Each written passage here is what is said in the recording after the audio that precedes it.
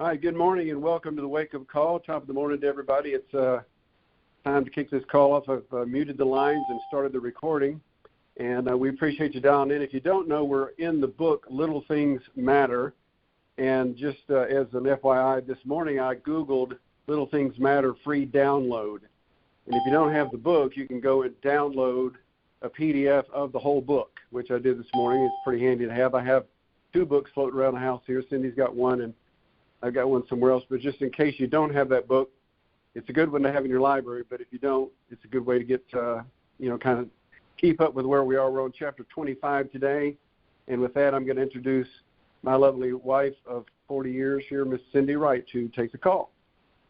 All right. Thank you so much, Kirby, and good morning, everyone. Speaking of having this book, I actually have a autographed book from the author, and it is dated 9/1 of 2011.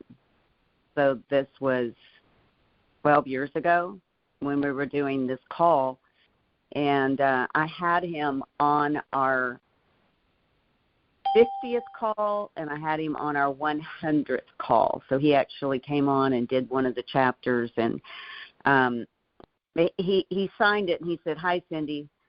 Thanks for your leadership role in running the morning wake-up calls. You are making a big difference in people's lives. I also want to thank you for helping me promote my book. You're awesome. I wish you the best, Todd." So anyway, that was nice to have. Anyway, this chapter is a short one, but it's a good one, and it's called Give a Proper Handshake. Part of the first impression you make is your handshake. Handshake etiquette, like some of the other lessons in this book, varies depending on nationality and culture. In the United States, the manner in which you extend your hand, the degree of firmness exerted, and the timing of its initiation can set the tone for the relationship. That seems funny, doesn't it? That a handshake can set the tone. Let's explore how to give a proper handshake. Perhaps some of you are thinking, "Come on, Todd, I know how to shake someone's hand." Even so, let's review the basics. So if you are a male meeting a female, waiting for her to extend her hand, if she does not initiate a handshake, do not take it personally or be offended. If you are a male meeting another male, always extend your hand first. This is a sign of poise and confidence. If you are a female meeting a male, extend your hand first. This will put the man at ease and is also a sign of your self-assurance. If you are a female meeting another female, be confident and extend your hand first. These simple rules apply whether you are at a Super Bowl party or a business meeting. Here's a few guidelines to follow. When should you shake someone's hand? Every time you greet a male, shake his hand. Every time you meet a female who extends her hand, accept it. This rule applies whether it's a formal gathering or a casual meeting. How firmly should you squeeze someone's hand? You don't want to feel like a limp noodle, nor do you want to crack their knuckles. My son Jared describes it as the coffee mug grip, comfortably firm. This is true for both men and women. Be considerate when shaking an elderly person's hand. They may have arthritis or other conditions that make firm handshakes painful. As you shake people's hands, make sure you grip their entire hand. If you close your hand prematurely, you will grip just their fingers. I hate it when I do that. When should you let go of your grip? Let go when they let go. I often encounter people who want to hold my hand for an extra few seconds as they greet me. So as long as they want to hold my hand, I hold theirs. Furthermore, you don't want to hurry out of the handshake, as this could be an indication that you are not genuine in your greeting, but rather just using the motion as a formality. If you extend your hand to people and they do not extend their hand in return, Should you retract your hand or hold it there until they accept it? Hold it there until they grasp your hand. Removing your hand conveys a lack of confidence. And I thought that was really interesting. Like, what if they never extend their hand? Are you supposed to just stand there with your hand out for like an hour? Like, I don't know. It was, I can remember one time when Kirby and I were friends with a couple going through a really nasty divorce. And we actually went to court with the wife and to, be there for her. And the next time, like a year later, we saw the ex-husband. Kirby stuck out his hand to shake his hand, and he would not shake Kirby's hand. And I thought, okay, I know where we stand with him. So anyway, I'll give it to you for your feedback, Kirby. All right. So I was at church Sunday, and I walked in, and the greeter there at the door, I stuck out my hand to shake his hand, and he grabbed my hand and grabbed my first 3 fingers and shook my hand. It was really weird because he didn't even have my hand. He just had my 3 fingers. I thought that was weird. So it is important to grab the whole hand if you can, And I know when I was younger, and I mentioned this the other day, that my dad told me a couple of things. He said, when you meet somebody, I was a youngster at the time, you need to look them in the eye and shake their hand. And I've always remembered that and try and do that, look them in the eye, which I think that's our next chapter we'll talk about Monday, and shake their hand. We actually practice shaking hands so that we could kind of figure out how hard to squeeze. It's never really been that big of an issue for me. It's almost a kind of an interactive feedback kind of thing. When I stick out my hand to shake somebody's hand and they grab my hand, I can feel how firmly they're going to grab my hand, so I kind of match that firmness back and try not to overpower somebody's hand, especially if it's a woman. And it's a little different, I think, these days for me anyway. I don't necessarily wait all the time for a woman to extend her hand. I usually will extend my hand as a form of greeting and just being courteous. That's just kind of a natural thing. I always do that anytime I meet anybody anywhere, man or woman. I'm going to stick out my hand. If they don't want it, then I'll just I'll let my hand go.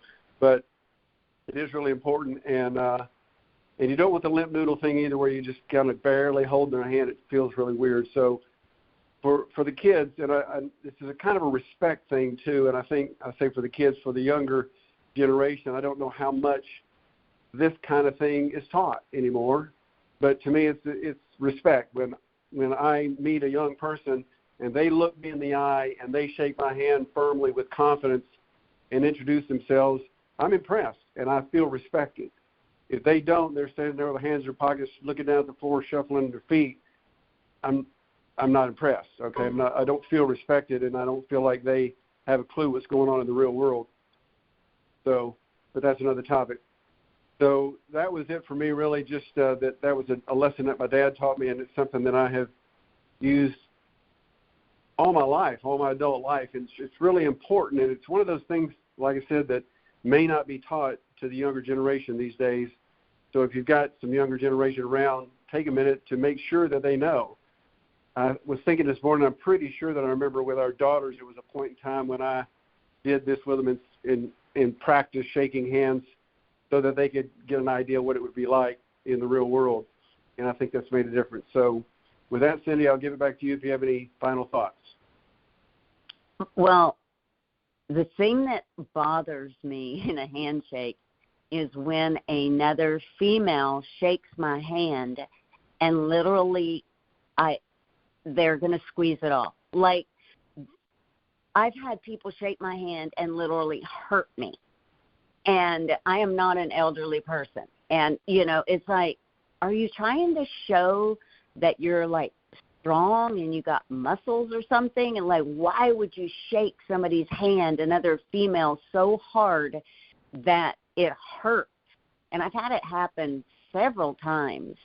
And it's just interesting because I want to just say, you just hurt me. Like, don't do that. But I don't. I just, try to get my hand back and, get the circulation going back in it. But anyway, I think it's just, it is a interesting topic for me, because sometimes if I feel like I'm, in a real social environment and I know somebody really well, am I going to shake their hand? No, I'm going to give them a hug. So I think today's society is a lot different, because so many people give people hugs now instead of shaking their hand, not men, but mostly women. So anyway, I think it's a great topic. I think it's definitely something, as we raise our children and our grandchildren, that we want to make them aware of how important it is. And, Monday we'll be doing the chapter on engaging eye contact, so that'll be interesting too. So with that, Kirby, I'll give it to you to close out. All right, very good. Well, hopefully we can maybe we can talk to Todd sometime about writing a chapter on hugging, proper hugging techniques, because I know some people, in our family, we're a frontal hug kind of family, so we're trying to teach our kids and grandkids to make sure that that's the way that we hug each other anyway. That's not appropriate for everybody, but yeah, there's a lot more hugging going on. Yeah, our son-in-law when he married our daughter, he did nothing but side hugs to us. And so finally, when I got comfortable enough with him, I said, okay, Jason, the side hugs have got to stop. Like, we don't do those in our family. It's a front hug, and it's a good hug, or don't give it. And so it's interesting, because one of our granddaughter, Ella, she started giving side hugs. And I'm like, whoa, you're not being taught side hugs here. And I talked to Jason about it. I said, she has got to learn to give front hugs. And so now she knows. If we're coming, she better be giving us a full-on body hug. And anyway, so here we are back on hugs. But anyway, that's my 2 cents on hugging. So I'll give it to you to close out. I think hugging's kind of on its way back. We're kind of on the rebound after COVID, when nobody could hug. I think everybody was kind of pent up wanting to hug. So now there's maybe more hugging going on than there used to be. I don't know, but I still think it's appropriate for certain people that I know. I'm not going to hug somebody that I've never met. That's not totally true. Depends on the history. Sometimes I have done that. But you just kind of have to use your best judgment on when that's appropriate and when it's not. So if you miss one of these calls, just know that zwakeupcall.com is available, and you can go to zwakeupcall.com anytime and catch up on these calls that we have. And again, we're in Little Things Matter. If you hadn't got the book, or you want to do that download, like I mentioned in the beginning of the call, just go to Little Things Matter, free download. I typed into Google, and it pulled up a PDF from Todd Smith on the full download with it, cover of the book and everything on it. So if you don't have that, get that. And we appreciate you guys dialing in. We are big fans of this morning wake-up call. This 15 minutes each day can get you started on the right foot. So encourage some friends, family, neighbors, whatnot, to dial in with you sometime at 8:15 every Monday through Friday. And we'll be back tomorrow at 8:15. So thank you all for dialing in. Let me unmute the lines.